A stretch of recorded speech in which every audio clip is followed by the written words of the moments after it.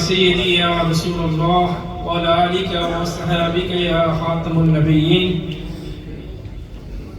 دوستو بزرگو السلام علیکم ورحمۃ اللہ وبرکاتہ. سب سے پہلے اللہ تعالیٰ کا لاکھوں کروڑوں شکر کہ اللہ تعالیٰ کی ذات نے اپنے محبوب بندے کی صحبت میں بیٹھ کے اپنی یاد نصیب فرمائی اور حضور نبی کریم صلی اللہ علیہ وسلم کی بارگاہ میں درود و نذرانہ پیش کرنے کی توفیق ملی. بلا شبہ دوستو یہ ایک اعلیٰ نسبت، ایک اچھی صحبت، میری مراد میرے مرشد کریم کی نسبت کی وجہ سے ہمیں یہ زندگیاں ملی ہیں. یہ جو دوست آپ دیکھ رہے ہیں قبلہ اعظم صاحب کے ساتھ، یہ 31 جنوری کو ہمارا سفر شروع ہوا تھا ایجپٹ قاہرہ سے. 3-4 دن کے لیے ہم وہاں پر تھے تو وہاں پہ بہت زیادہ مزارات، لگ بھگ تقریباً 4 سے 5 ہزار صحابہ اکرام کی قبور تھی جن کو آپ نے وہاں جا کے زیارت کی، آپ نے دعا کی. اس کے بعد ہمارا سفر آگے جاری رہا اور ہم عراق پہنچے. وہاں سے بغداد شریف میں وہ کافی زیادہ زیارات تھیں تو غوث پاک رحمۃ اللہ علیہ، حضرت امام اعظم ابو حنیفہ، اسی طرح جو اسلام کی پرامننٹ پرسنالٹیز ہیں ان کی بارگاہ میں حاضری کا شرف ملا. پھر ہمارا بصرہ کی طرف سفر ہوا. بصرہ سے ہوتے ہوئے بائی روڈ ہم لوگ آپ کے اس ملک کویت میں پہنچے ہیں. دوستو چیز تھوڑا سا بتاتا چلے کہ حضرت صاحب کا جو کام ہے، جو مشن ہے UK کے اندر، آپ اس وقت سب سے زیادہ جو آپ کا مین فوکس ہے وہ ینگ نوجوانوں کے اوپر ہے. جیسے کہ آپ دیکھ سکتے ہیں ہم 7-8 دوست ہیں UK کے مختلف شہروں، نیو کیسل سے لے کے پیٹر برو، بولچن، پریسٹن، ڈفرنٹ شہروں سے ہم لوگ آئے ہیں. ہم جو ہماری پہلی زندگیاں تھیں وہ انتہائی اس کے برعکس تھی. میں آپ کو یہاں پر تو پھر آپ کو ایک اسلامک ملک ہے، آپ جب باہر نکلتے ہیں دیکھتے ہیں کچھ نہ کچھ آپ کو متشرہ لوگ دیکھنے کو ملتے ہیں. 5 وقت کی اذان آپ کے کانوں میں جاتی ہے، آپ کو ایک مسلمان ہونے کی آپ محسوس کرتے ہیں کہ آپ مسلمان ملک میں، اور آپ فیل بھی کرتے ہیں، آپ کو کچھ نہ کچھ ایمان تازہ رہتا ہے. لیکن انگلینڈ میں اس سے برعکس ہے بالکل دنیا. وہ وہاں پر آپ کو بے حیائی کو دعوت نہیں دینی پڑتی. وہ آپ دروازے کھڑکی سے بھی آپ دیکھیں تو بے حیائی نظر آتی ہے. دروازے سے باہر دیکھیں تو ایک سائڈ پہ آپ کو کلبز، یہ جوا خانے، یہ شراب خانے، یہ عام نظر آتے ہیں. تو ایسے ماحول میں ہم لوگ وہاں پہنچے تو ہماری بھی زندگیاں دیکھتے ہی وہاں کی زندگیوں میں گم ہو گئے ہم لوگ، جس کی وجہ سے ماں باپ بھی پریشان رہتے تھے، ہمارے جو اساتذہ تھے وہ بھی پریشان رہتے تھے، کمیونٹی کے لوگ بھی پریشان رہتے تھے، اور چھوڑ کر پولیس والے بھی پریشان رہتے تھے. کیونکہ ہمارے کام تھے وہ اسی طرح تھے کہ جیسے ہم نام کے صرف مسلمان تھے، باقی کام ہمارے سارے جو ہیں وہ گوروں والے تھے. تو کافی پریشانی میں تھے تو دعائیں بھی کرتے تھے کہ یا اللہ پاک یہ کیا زندگی ہے کہ انگلینڈ میں پہنچے ہیں، ہر چیز مل گئی ہے، گاڑی بھی ہے، اچھے کپڑے پہننے کو ہیں، اچھے مکانات ہیں، صحت مند اولاد بھی دی ہے، سب کچھ ہے، لیکن جو قلبی سکون ہے وہ نہیں. ہماری اسی بے چینی میں ہم نے دعائیں کی، یا اللہ پاک اپنا کوئی روشنی عطا فرما، اپنے نیک بندے کی صحبت عطا فرما. تو انہی دنوں میں قبلہ حضرت صاحب کا وزٹ ہوا نچیز کے شہر نیو کیسل میں. تو وہاں پہ ایسے ہی ذکر کی محفل جاری تھی، آپ کے ساتھ چند دوست تھے، ینگ نوجوان تھے.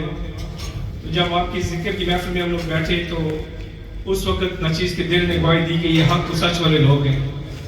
اگر میں چاہتا ہوں کہ میں اپنی زندگی کو بدلوں تو پھر مجھے ان کے ساتھ لگ جانا چاہیے. تو الحمدللہ دوستو تب سے قبلہ صاحب کی صحبت میں رہنے سے، آپ کے ساتھ نسبت رکھنے سے نہ صرف بندہ نچیز کی زندگی میں انقلاب آیا، نچیز کے جو بچے ہیں وہ بھی، والدین کو بھی اور زیادہ تقویت ملی ان کے ایمان میں. جہاں پہ میرے رشتہ دار ہیں انگلینڈ میں، کسی بھی علاقے میں، اٹلی میں، کویت میں، جیسے بٹی یونس صاحب چاچو بھی ہیں میرے، اور اسی طرح پاکستان میں بھی جہاں بھی رشتہ دار ہیں وہ سارے کے سارے آج اللہ کی یاد کر رہے ہیں. صرف ایک اچھی نسبت کے صدقے.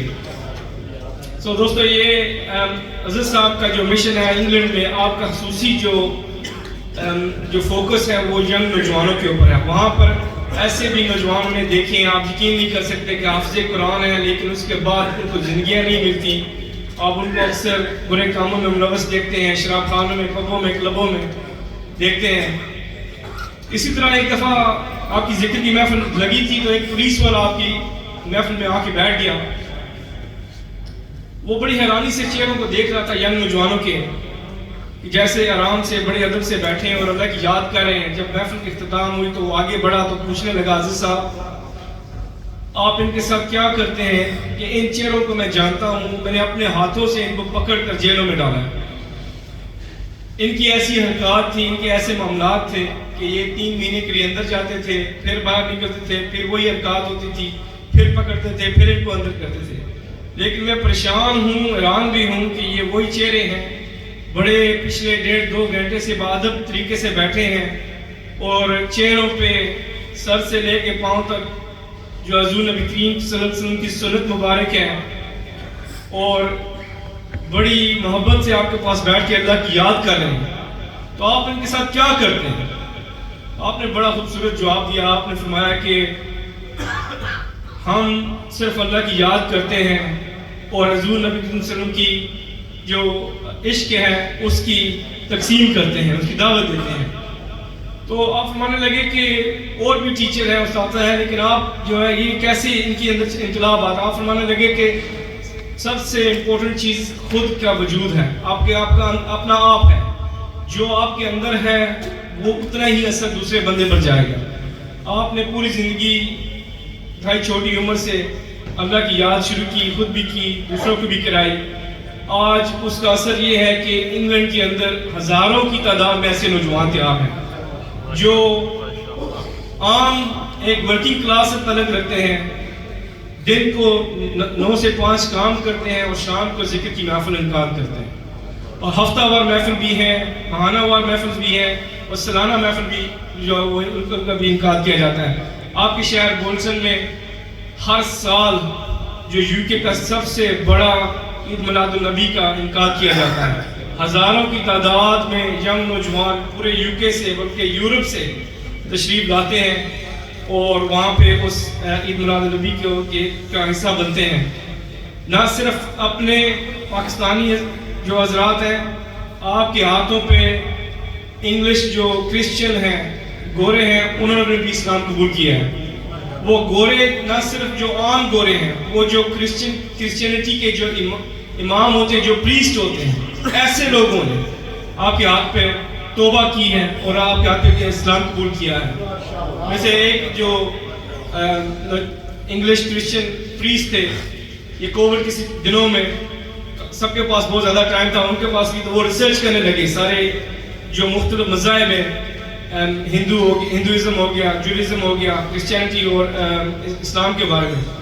وہ جب وہ مذہب کے بارے میں پڑھتا تھا تو پھر وہ دیکھتا تھا کہ مجھے کہیں عملی نمونہ ملے، تو اس کو وہ چیز نہیں ملتی تھی. تو وہ پڑھتا جب وہ اسلام کے بارے میں پہنچا، اس نے قرآن پاک کی ترجمے کے ساتھ پڑھا، ٹرانسلیشن کے ساتھ پڑھا، حضور نبی کریم صلی اللہ علیہ وسلم کی سیرت مبارک پڑھی، پھر دیکھنے لگا کہ مجھے کہیں عملی نمونہ ملے. تو ایک دفعہ اس کو ایک سنگی دوست صاحب کا اسٹوڈنٹ گلی میں ملا، اس سے ملاقات ہوئی، تو وہ کہنے لگا کہ میں نے اور بھی مسلمان دیکھے ہیں لیکن آپ میں کچھ ڈفرینٹ چیز نظر آتی ہے. میں یہ قرآن پاک کی اسٹڈی کر رہا ہوں، سیرت مبارک پڑھ رہا ہوں، لیکن مجھے نظر نہیں آ رہا کہ میں عملی نمونہ مجھے ملے. تو وہ دوست کہنے لگا میں آپ کو لے چلتا ہوں قبلہ حضرت صاحب کی بارگاہ میں. تو چلا گیا ہوں ایسے ہی جیسے ابھی محفل لگی ہے، دوستوں سے کمرہ بنا تھا، بیٹھ کے بڑے ادب کے ساتھ اللہ کی یاد کر رہے تھے.